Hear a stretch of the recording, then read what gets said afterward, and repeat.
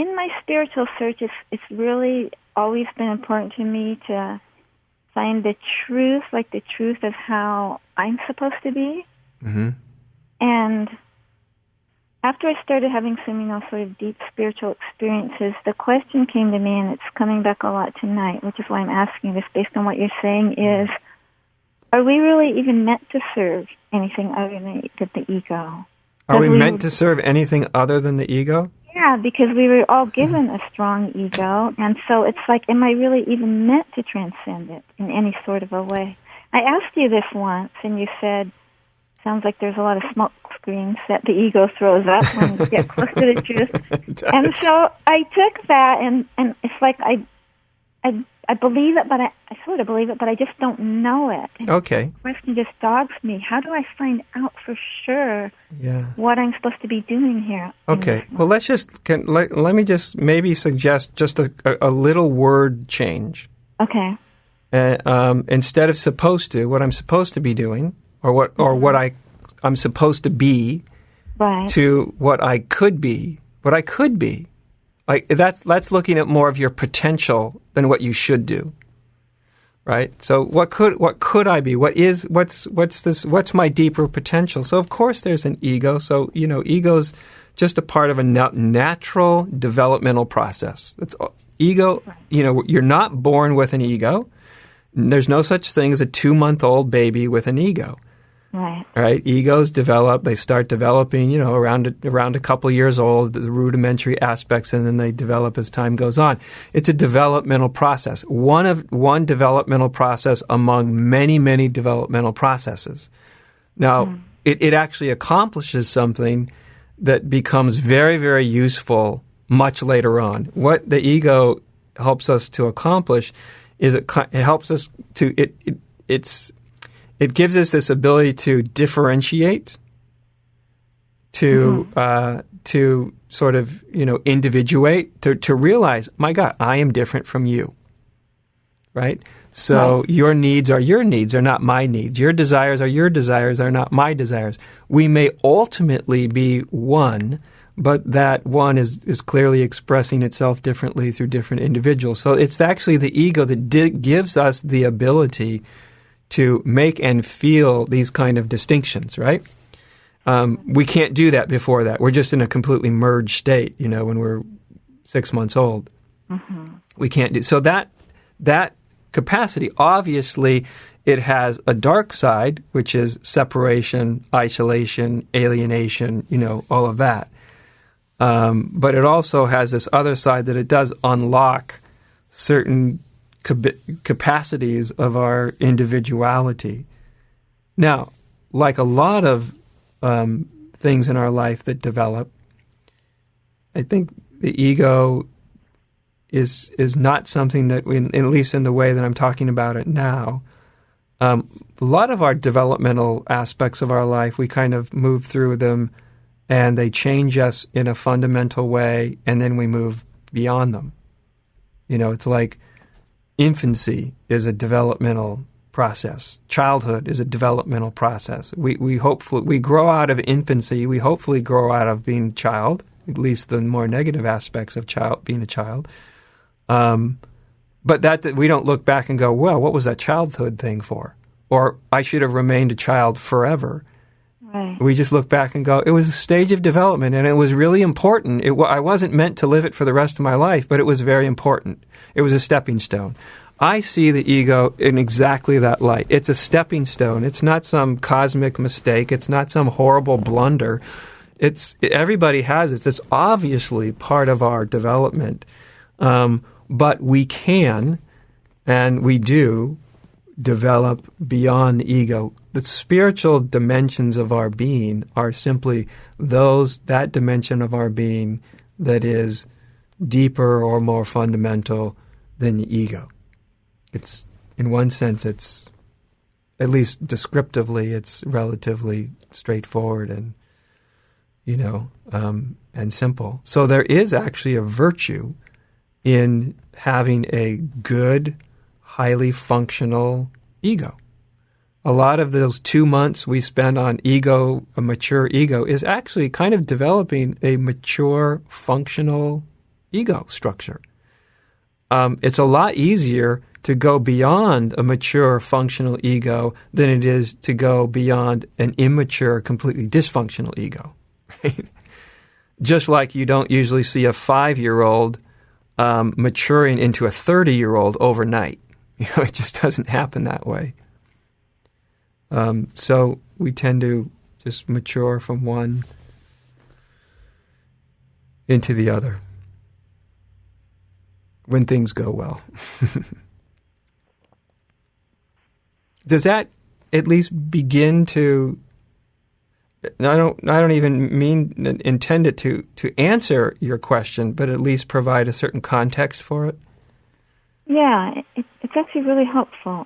It puts a sort of a different perspective on it. I think I would have been thinking of it as an either-or thing. Yeah, it's much more helpful to not think of it as an either-or thing and just think of it as, okay, there's lots of different contexts you can do. Ego is also sort of an outcome of not all the ego structures. Some of those are very advanced parts of our cognitive abilities, but sort of the deep core of the ego structure is actually comes from a very old and primitive part of our brain that's primarily based around survival, which God bless that it was based on survival. Otherwise, none of us would be here. Right. So it's survival, getting what I need, even if it's at the expense of someone else or something else, All these are just survival instincts that then a more abstracted ego gets created and it fuses with the survival instinct. So an egoic self-image fused with the survival instinct now becomes a relatively self-centered ego. Mm-hmm. But I'm sure you've probably met even egos can be, in their more mature, highly developed sense, can be very altruistic and to a great extent not self-centered. Yeah. An ego does have an extraordinary capacity for an altruistic kind of maturity. When you meet someone like that, they're wonderful to be around. They're almost uninsultable, because they're not looking for you for their sense of well-being. They're altruistic, they're selfless, they tend to be humble, and all that kind of thing. It's just that there is a deeper development that's beyond that. We just keep developing right on past the ego state, But it's I agree with you. It's so much more healthy to see the ego as a legitimate part of our development. That yes, it has dangers and we can obviously get ourselves in some real difficulty and sorrow with it, but it's nonetheless, it is a part of natural development. That's why everybody goes through it.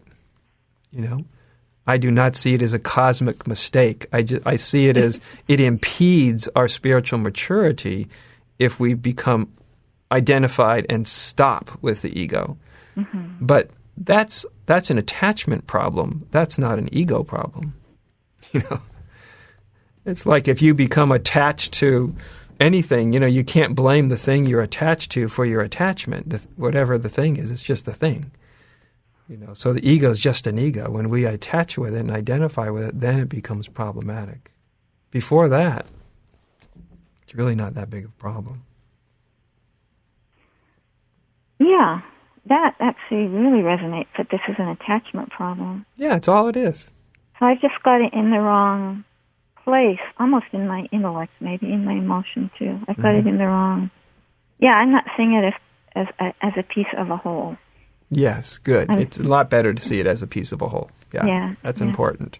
Yeah, because as soon as we segment a part of ourselves and kind of go, well, that's only a mistake. That should have never happened. We're basically at odds with life, evolution, and nature, and we're not going to win that fight. We might win it in a theological textbook, but when it comes to actual living of life, we're not going to. That's just not going to fly because it's simply not true.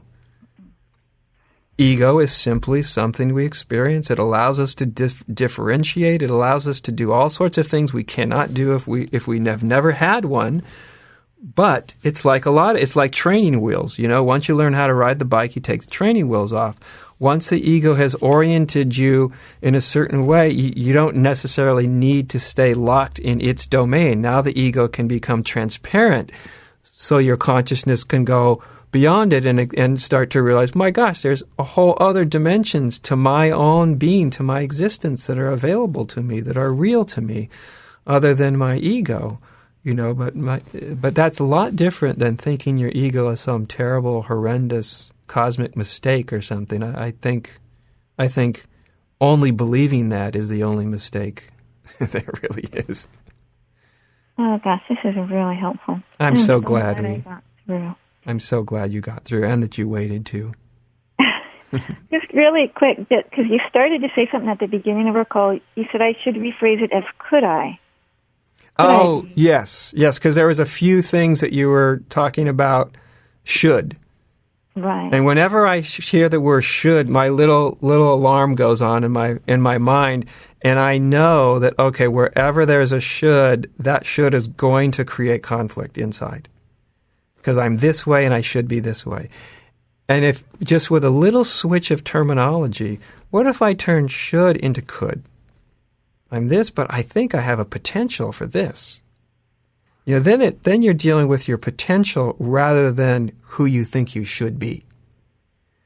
So then there isn't, because maybe that I've been doing that wrong too, because I'm thinking that truth, capital T truth, yes, has sort of prescripted a way we should be on this planet. Absolutely not. Oh. No. Truth hasn't prescripted anything about how we should be. Truth only recognizes how we are. If we're deluded, truth looks at it and goes, oh, you're deluded. If we're undiluted, truth looks at it and goes, oh, okay, you're undiluted. Truth doesn't say this is how you should be or this is how you shouldn't be.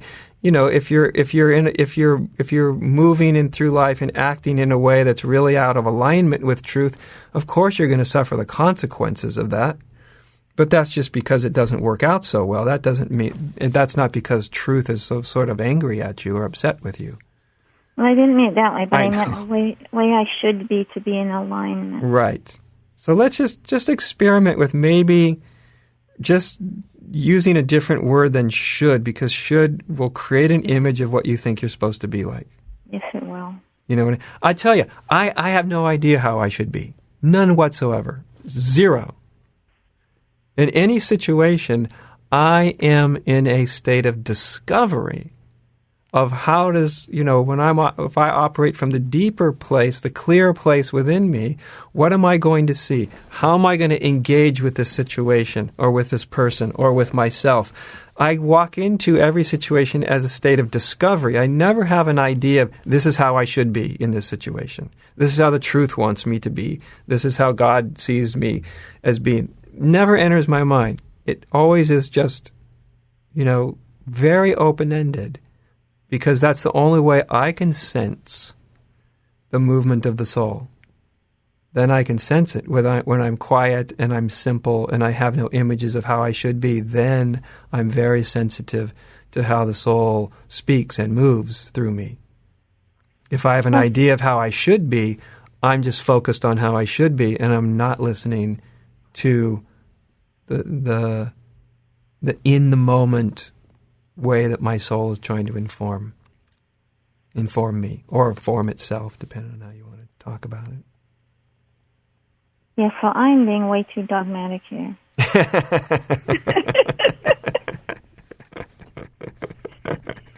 Let's just, it could be a little kinder to yourself. Just a little kinder. Yeah. Oh, gosh, this is so helpful. Thank yeah, because what we're doing here is just entering into a state. What I try to hook anybody on is entering into a state of discovery. What is the soul, and how does it move, and how does it inform me, and how have I interacted with it in my life? When have I just pushed it aside and not listened to it? And how did that work out? And what's it like when I do listen to the deep part of me and act on it? You see, all these are open-ended questions. There's no image of how it should be. What I try to do is get you interested in the discovery of the truth of your being, the discovery of your soul, the discovery of how your soul, your own unique soul, was going to move in this life. Not how it should look, because I don't know how it should look. I don't know how I should look. How could I possibly know how you should look or how your life should look? But when we enter into a state of discovery, we're already in the dimension of the soul, because that's how the soul is. Open-ended discovery. Okay, what does the truth look like right now? How am I going to be with that? Where am I going to come from? The more open-ended it is, the more sensitive you are to your own wisdom, to your own essential sort of your soul's moral structure. You're just more open to it. Good. Thank you so much.